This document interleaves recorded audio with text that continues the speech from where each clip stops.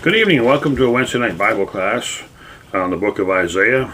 And tonight we're going to be beginning at verse 9. That's where we left off last week. Verse 9 in chapter 2 of Isaiah tells us, "So the common man has been humbled, and the man of importance has been abased." Now, in looking at this, we're beginning to talk about God's judgment. And all these men are brought low, mean men in some translations, men of low rank brought low, with all the men that are involved in sin and idol worship. Now, as we go into the next section of chapter 2, we have the indignation of Jehovah, a day of reckoning for sinners. This is Isaiah chapter 2, 10 through 22 in our outline.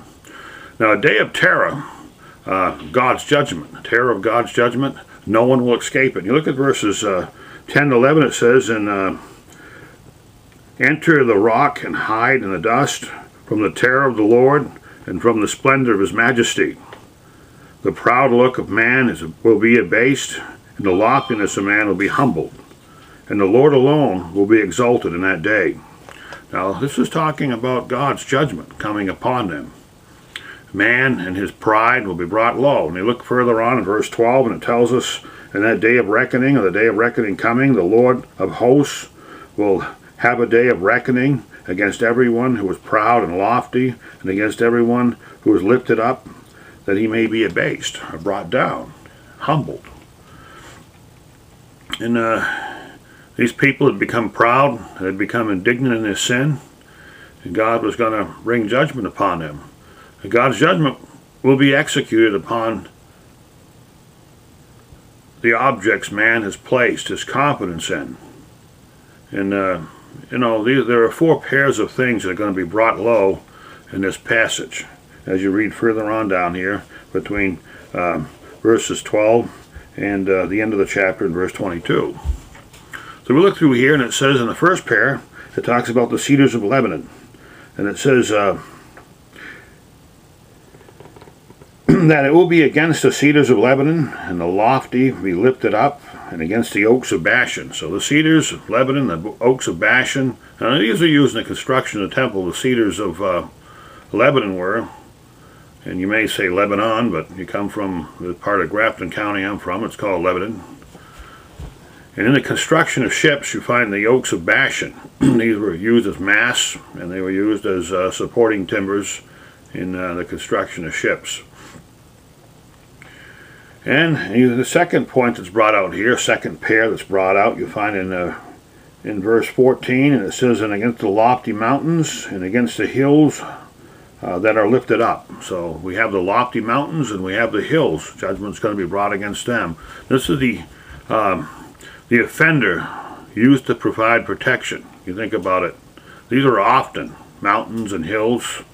They were often used to provide protection, and they were strong places. And particularly if you go to Psalm 18, you can read about the significance of a horn, a place of advantage, a vantage point. And the third pair that we have mentioned here in this text that is going to be brought down, it says, "Against every high tower and against every fortified wall." And you think about this. And this is against fortifications that are prepared by men to provide defense and refuge and safety from enemies. These are going to be brought down and destroyed. And the fourth pair that you have here is mentioned in verse 16. It says, "All the ships of Tarshish and all the beautiful craft, the pride of man will be humbled." So he's talking about the ships of Tarshish and the beautiful craft, and they provided a supply system in that day. Today we don't think much about ships supplying a supply system, but they sure do still. We have a lot of different methods of supply and supply lines in our country. We have pipelines and fleets of trucks and so on, railroad systems. These all provide supply lines.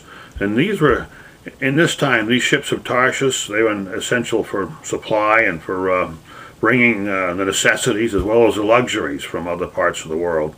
Now, if you look in Jeremiah chapter 10 and verse 9, it mentions this, and how the luxuries were brought there through shipping. Now, mankind put their faith and trust in these physical things, but they're only temporary. These things will be brought down.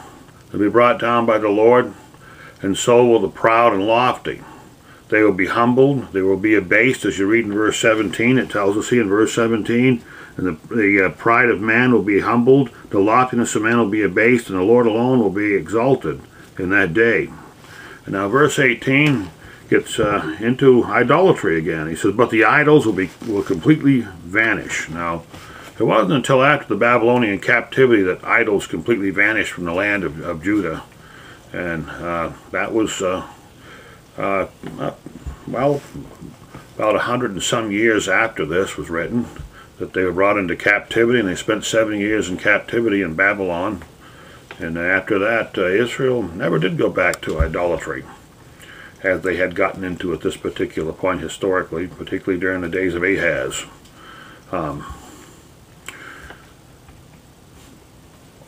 And the Lord alone will be exalted in that day, its day of judgment. This is not discussing the final day of judgment, by the way. Some people may misunderstand this. It's mentioned in the New Testament. This day of judgment is not focused on that final day, for as in referencing idolatry, he says that they're going to vanish. Idols will. The so-called gods will provide. Well, they'll prove to be worthless because, they're incapable of delivering or helping these worshipers of them in their time of their ultimate time of distress. And the prophet reiterated this in verse 19 when he says, men will go into caves and rocks and holes in the ground before the terror of the Lord and the splendor of his majesty. They'll try to hide from this judgment that's going to come upon them, but it'll be futile. It'll be a waste of time. They'll be incapable of doing this, and there's going to be no place where they can escape. There's no escape, no refuge from this. And it tells us from the terror of the Lord, as we read back in verses 19 as well as verse 10. Pretty much a reiteration of this. There's no place they're going to be able to get away from the judgment of God, this terror in this day, the day of Jehovah. Men will leave behind these useless idols because, well, there'll be a hindrance, and hindrance to their safety, to carry them out into these places of refuge that they're going to try to go to. They'll flee for their lives, as you read in verses 20 and 21. And in the day, men will cast away the moles and the bats. They're talking about these idols of silver, idols of gold, which they made themselves to worship. They're going to throw them away because they're going to be a hindrance to their safety. Going to slow them down and their ability to try to get away from this wrath that's coming upon them. In order to go into the caverns and the rocks and the clefts of the cliffs before the terror of the Lord and the splendor of his majesty when he arises to make the earth tremble. And these useless idols are going to be left behind and forgotten about because they're not going to be any help in the time of need and trepidation here, trouble. And you look at verse 22 and it says, stop regarding men whose breath of life is in his nostrils. For why should he be esteemed? When you think about this, why should man be esteemed? Because he did not put the breath of life into his own nostrils. It was God that did this. God is the one who formed the man out of the ground, and he breathed into his nostrils, and he became a living soul over in Genesis chapter 2, verse 7. God was the creator. And the question arises, why should man be esteemed? Man is not to be esteemed. He did not put the breath of life in his own nostrils. God did. And this is what's being said here in in Isaiah chapter 2, verse 22. At this point here, we're going to transition into chapter 3. And in chapter 3, our outline heading will be the destruction of the infrastructure. As we read here, the infrastructure will be destroyed, and the leaders will be removed. And this begins in Isaiah chapter 3, and verses 1 through 12.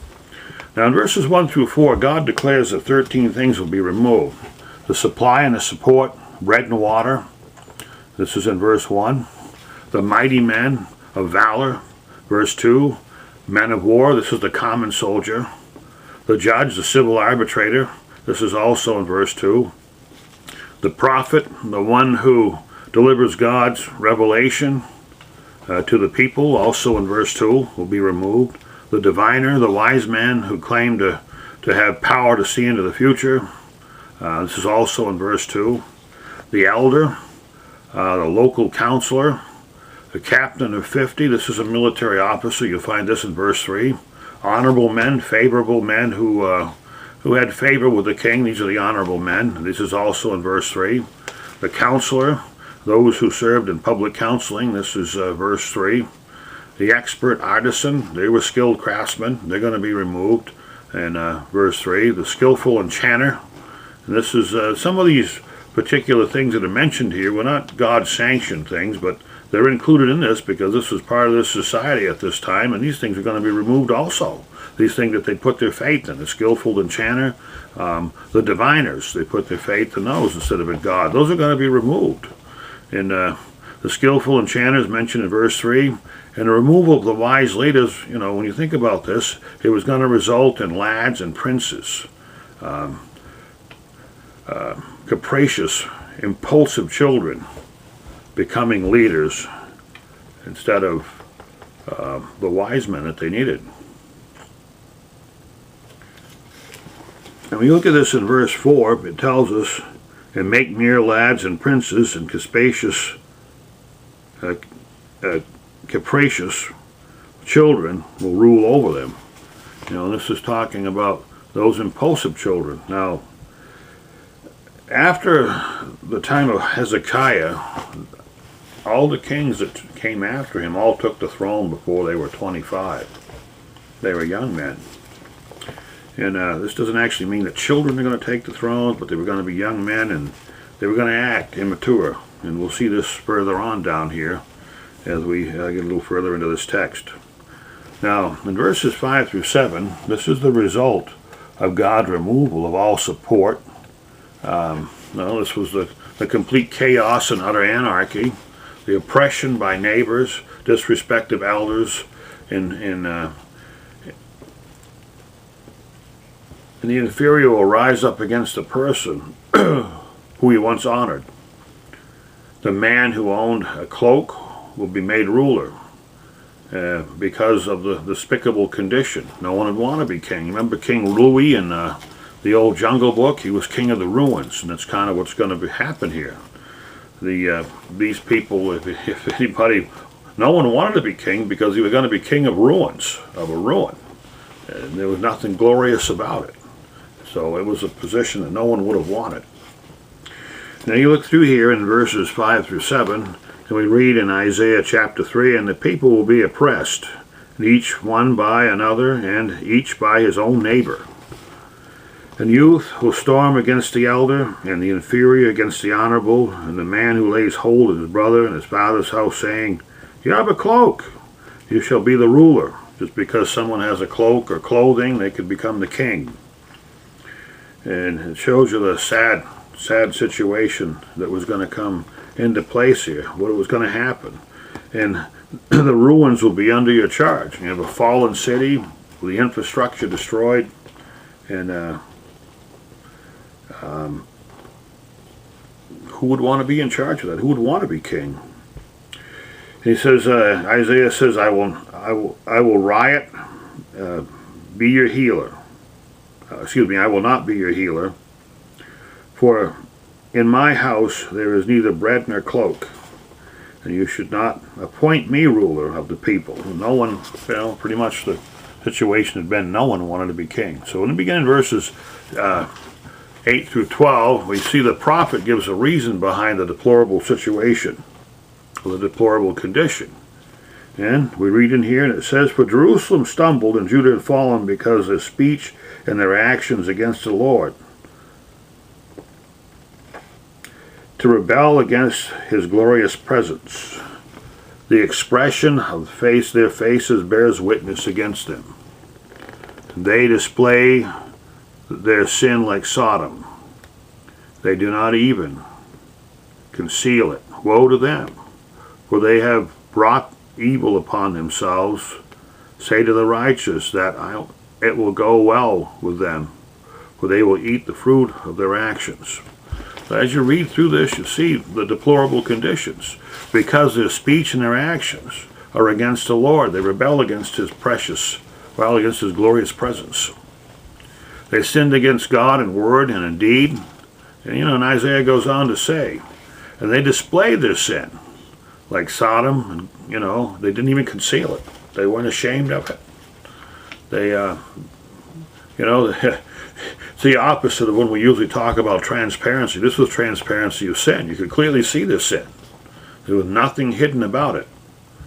At the point, and you look at verse 9, you think about the point that's brought out here in verse 9, and he says, the expression of their faces bears witness against them, and they display their sin like Sodom. They were not ashamed of it. And the point is that they were not ashamed of their sins, that they'd become blatant. And again, as we said, and transparent in their sin. And transparent in a perverse way, not in a good way, like most of the time we talk about it. And this is a charge that was brought against the church in Corinth in chapter 5 of Corinthians, verses 1 and 2, where Paul brings us out and tells them that they weren't ashamed of what was going on there. And that's one of the things you kind of see today. People don't have any shame sometimes for things. No one gets embarrassed about anything anymore. Because of their sins, Isaiah says, they have brought evil upon themselves in verse 9, and the righteous will be cared for, but the wicked won't. And that's in verses 10 and 11. As you read through here, it says, say to the righteous that it'll go well for them, and they will eat the fruit of their actions, but woe to the wicked. It will go badly for them. For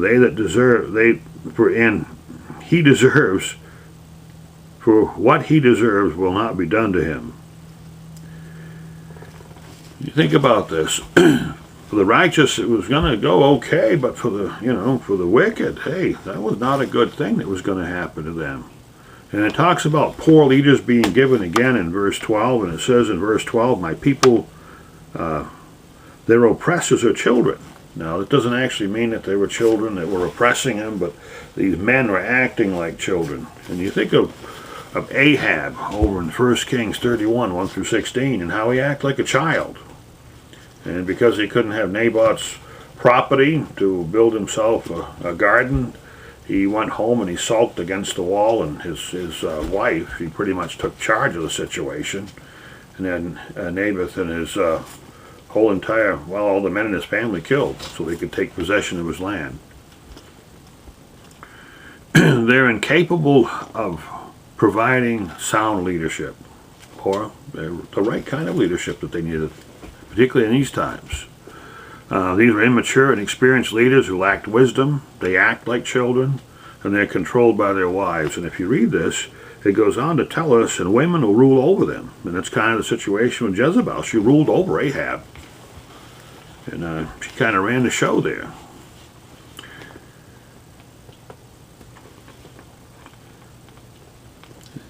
O my people, those who guide you, lead you astray, and confuse your direction, or the direction of your paths. And this is found also in verse 12 as you read further on down. O my people, those who guide you, lead you astray, and confuse the direction of your paths. Now this is something that we have to be careful of even today as leaders, that when we're guiding our brethren, as leaders in the church, that we don't lead them astray, and that we don't confuse their paths, or we don't confuse the paths. And this is just a very poor leadership, just a problem-ridden type of leadership that's going to cause a lot of problems to happen. Now, our next point in our outline is found in, actually the verses are chapter 3, verses 1 through 15. This is the implication of sinful rulers. They're implicated here as God judges them. Verse 13 tells us, and the Lord will rise to contend and stand to judge the people.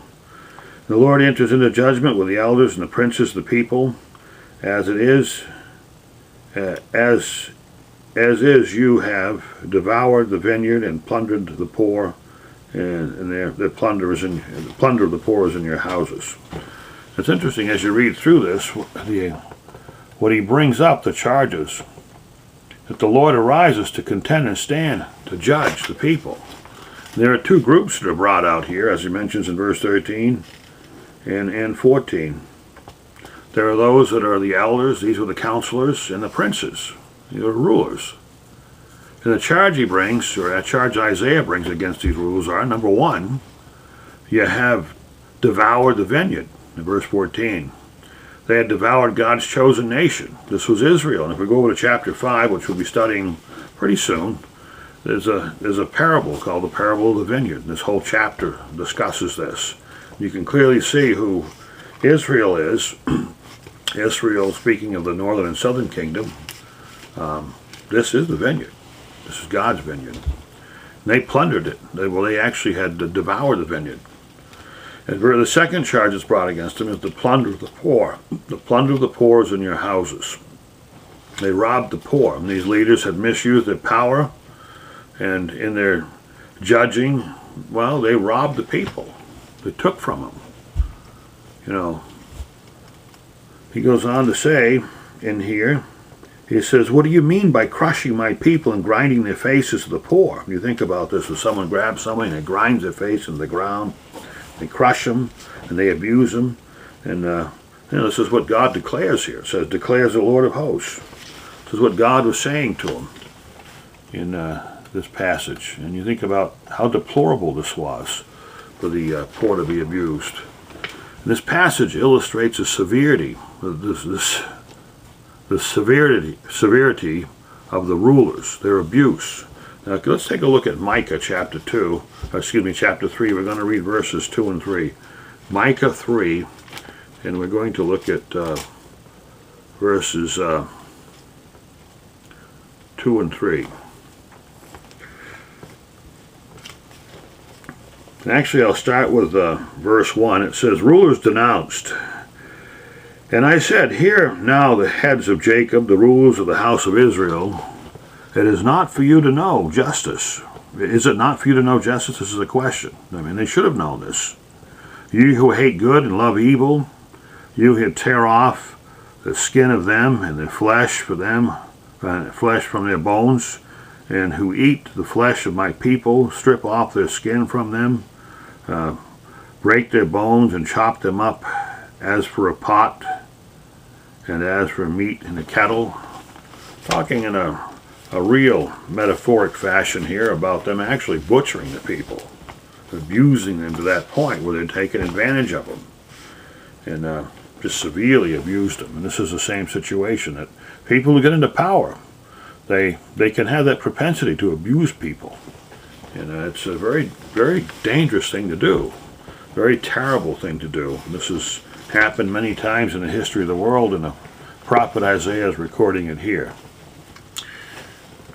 Okay, now the next section we have is verses chapter 3, verses 16 through chapter 4, verse 1.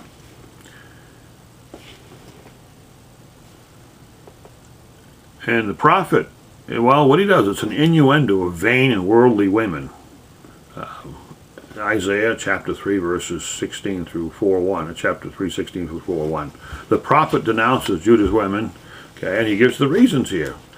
Because the daughters of Zion are haughty and arrogant. You find this in verse 16 of chapter 3. And they walk with their heads held high and seductive eyes. This is also verse 16 rather.